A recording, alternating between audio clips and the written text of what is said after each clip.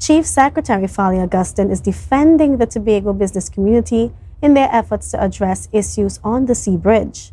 Last evening, Prime Minister Dr. Rowley accused the business community of being unreasonable and called for patience while the situation with the Cabo Star is being resolved. However, Augustine believes that Dr. Rowley is overlooking a real problem and that the business community is correct in highlighting it. More on this report from Kandace Jackson. Prime Minister Dr.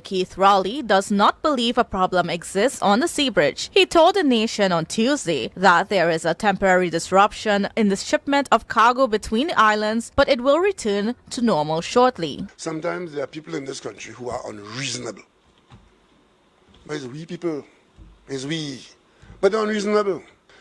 People are we so impatient that we can't understand what has happened, but we must be blaming somebody and behaving as though if I was there, that wasn't going to happen. You spoil it there with that. Responding to questions from the media, Chief Secretary Farley Augustine stated that Dr. Rowley is well within his right to request patience. However, he pointed out that the absence of certain items from grocery shelves and empty warehouses in hardware stores serves as evidence that a problem indeed exists. They are being unreasonable. It's not that they are complaining unnecessarily.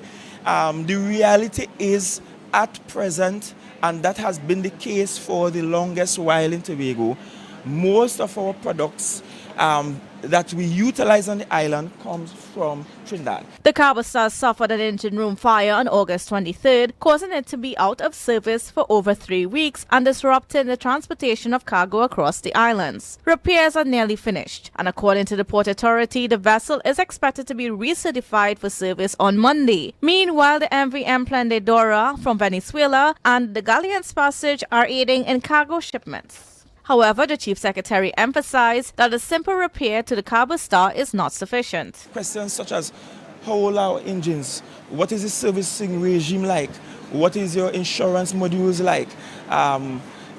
What sort of accounting mechanism do you have to ensure safety on these vessels? These are questions that ought to be answered. He is seeking a meeting with the Minister of Works and Transport, Rohan Sinanan, as well as the Port Authority to get these questions answered. Meanwhile, he said the situation is another pillar in the argument for greater autonomy in Tobago. So when we make noise and we say, look, Tobago needs to have greater autonomy to be able to manage a lot more of its services itself, is because we want to alleviate the need for Tobagoans to have to always go to Trinidad for these services.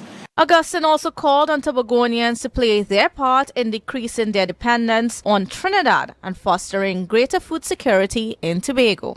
Kandace Jackson, Tobago Updates Television News.